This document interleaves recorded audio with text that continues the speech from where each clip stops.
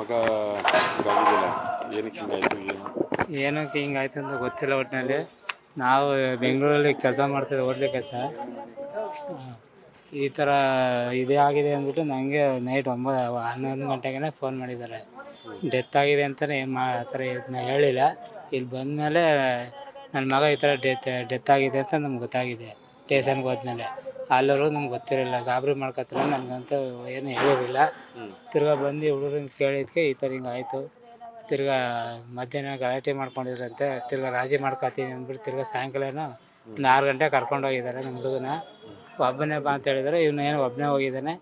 ಇವನು ಒಬ್ಬನೇ ಹೋದಾಗ ಹುಡುಗರು ಯಾರೂ ಕಾಣಿಸಿಲ್ಲಂತೆ. ಎಲ್ಲ ಅಲ್ಲಿ ಇಲ್ಲಿ ಹೊತ್ಕೊಂಡಿದ್ರಂತೆ. ಇನ್ನು ಯಾವಾಗ ಅಲ್ಲಿಗೆ ಹೋದ ಎಲ್ಲರೂ ಸುಮಾರು ಒಂದು 40-45 ಜನ ಬಂದಿದ್ರಂತೆ. ಹುಡುಗರು 40-45 ಜನ ಬಂದಿರಂತೆ. ಇವನು ಒಬ್ಬನೇ ಹೋಗಿದ್ದಂತೆ. ಹೌದಾ? ಹಾಂ. ಎಷ್ಟು ತಿಂಗಳಿಂದ ಏನು ಅದೇ ಎಳ್ನೀರು ಮನೇಲಿ ಒಂದ್ಸತಿ ಗಲಾಟೆ ಆಗೈತೈತೆ ಸರ್. ಒಂದ್ಸತಿ ಅದೇ ಆ ಜಿದ್ದೆ ಹಿಡ್ಕೊಂಡು ತಿರ್ಗಾ ಏನೋ ರಾಜಿ ಮಾಡ್ಕೊಳ್ಳಿ ಬನ್ನಿ ಅಂದ್ಬಿಟ್ಟು ಕರೆದಿರೋದು. ರಾಜಿ ಮಾಡ್ಕೊಳ್ಳೋಣ ಅಂತ ಬಂದು ಕರೆದಿರೋದು. ಕರೆದೇ ಈ ಥರ ಹಿಂಗೆ ಮಾಡಿರೋದು. ಏನು ಗಲಾಟೆ ಮಾಡ್ಕೊತಿದ್ದು? ಮನೇಲಿ ನಿಮ್ಮ ಮಾತು ಎಲ್ಲ ಕೇಳ್ತಿರ್ಲಿಲ್ಲ? ಮನೆ ಗಲಾಟೆ ಏನಿಲ್ಲ ಸರ್ ಇದು? ನಮ್ಮ ಮನೇದೇನಿಲ್ಲ ಗಲಾಟೆ ಇಲ್ಲ ಸರ್.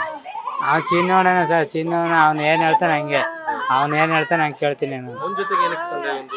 ಏನು ಹೇಳ್ತಾನೆ ಅವನೇ. ಅವ್ನು ದುಡ್ಡು ಕೊಡೋದು ಅವನೇ. ಅವ್ನು ಬೆಳೆಸ್ತಾ ಇದ್ದೆ ಇವನೇ. ಈ ರೀತಿ ಅವ್ನು ಬೆಳೆಸ್ತಾ ಇದ್ದೆ ಅವನು.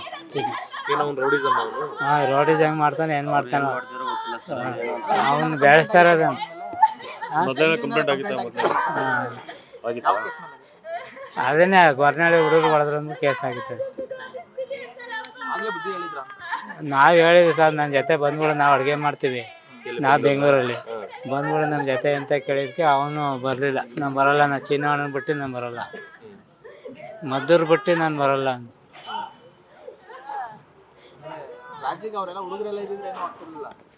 ಇವನು ಒಬ್ಬನೇ ಹೋಗಿದ್ದಾನೆ ಸರ್. ನೀವು ಒಬ್ಬನೇ ಬಾ ಅಂತ ಹೇಳಿದ್ರಂತೆ. ಒಬ್ಬನೇ ಹೋಗಿದ್ದಾನೆ. ಇವು ಹೋದಾಗ ಯಾರು ಹುಡುಗರು ಇರಲಿಲ್ಲ ಅಂತ. ಅಲ್ಲಿ ಎಲ್ಲ ಹೊತ್ಕೊಂಡಿದ್ರಂತೆ.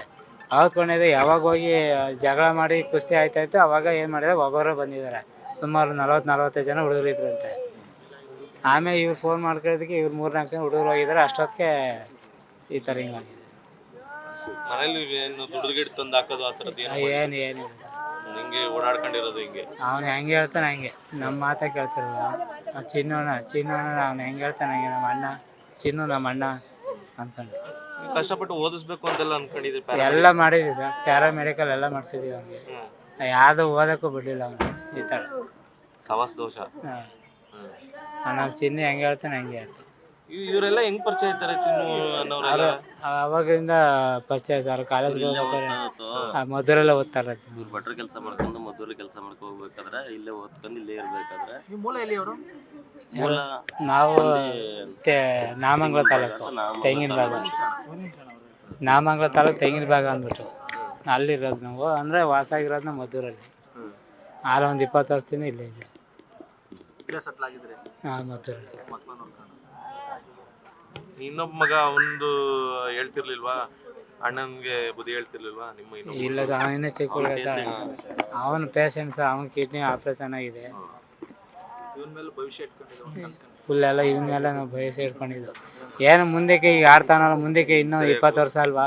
ಈಗ 19 ಮೇ 20ಕ್ಕೆ ಬಿದ್ದಿದೆ ಮನೆ. 23ನೇ ತಾರೀಕು ಮುಂದಕ್ಕೆ ಏನೋ ಆಗ್ತಾನಲ್ಲ. ಇವರೆಲ್ಲ ಇವ್ರ ಮಗನೇ ಆಗ್ಬೇಕು ವಿಜಯ್ ಅಂದ್ಬಿಟ್ಟು ಇವರೆಲ್ಲ ಹಂಗೆ ಅಂತ ಹೇಳ್ತಾಯಿದ್ರು. ಸುಮ್ಮನೆ ಇನ್ನೇನು ಆಟ ಆಡ್ತಾನಲ್ಲ ಹುಡುಗ, ಆಟ ಆಡೋ ಹುಡುಗ ಇರಲಿ, ಇನ್ನೊಂದು 5 ವರ್ಷ ಇರಲಿ, ಆಮೇಲೆ ಬೇಕಾದ್ರೆ ಮದುವೆಗಿದೆ ಮಾಡಿದ್ರೆ ಮುಂದೆ ಬುದ್ಧಿ ಕಲ್ತ್ಕೊ ಹೋಗ್ತಾನೆ ಅಂತ ಅವ್ರು ಹೇಳ್ತಾಯಿದ್ರು. ನಮಗೆ ಗೇದಿ ಕಲ್ತು ಬೇಡ ಸರ್, ಅವ್ನು ಚೆನ್ನಾಗಿರಲಿ ಅಂದ್ಬಿಟ್ಟು ನಾವು ಹೆಂಗೆ ಓಡಾಡ್ಕೊ ಇದ್ದೀನಲ್ಲ ಅಂತ ಇರಲಿ ಸುಮ್ಮನೆ ಅಂದ್ಬಿಟ್ಟು ನಾವೇನು ಮಾತಾಡ್ಸೋಕೆ ಹೋಗಿರಲಿಲ್ಲ ಸರ್.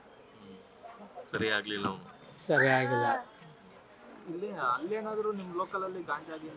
ಆ ಥರ ಏನಿಲ್ಲ ಸರ್.